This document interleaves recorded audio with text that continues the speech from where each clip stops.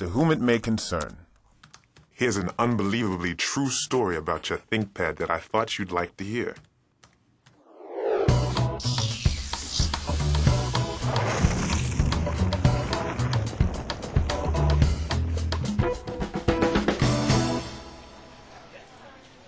I'm a computer technician for a major newspaper. And we depend on our computers to get the newspaper out. It's my job to keep the computers up and running. At work, I have a desktop, but I use my ThinkPad at home to check email and to monitor the workflow. It was September 21st, 2002. I remember the date because it was the day my daughter got married. I was at the church, saying goodbye to some of our guests, when my neighbor ran in to tell me that my house was on fire. Immediately, your house is on fire.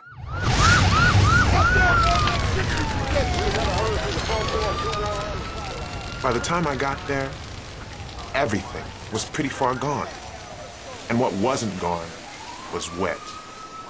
I remember standing by, just watching helplessly, when a fireman throws my ThinkPad out the second floor window. It landed below in a pile of wet debris. I was too dazed to think about it then. But a couple days later, I went out to retrieve it. It was dirty, it was wet, and the outside of it had actually melted shut. I took it inside the house, but I figured it was a lost cause. About 3 weeks later, I finally decided it was time to return my ThinkPad to the office. As I relayed the story of what had happened to one of my fellow computer techs, we decided to see if the ThinkPad still worked. Gosh, it's melted. We had to use a screwdriver to get the melted case open.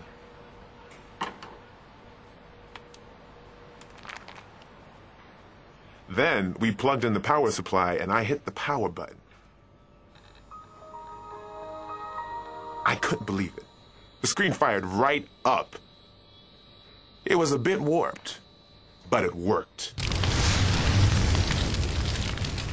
My ThinkPad had survived a fire, water from a fire hose, a drop out a second-story window, and days and nights under wet, soggy debris. Not only did it start right up, all the data was intact. If I hadn't been there to see it, I never would have believed it. Thank you, ThinkPad. Sincerely, Keith Jones, computer technician.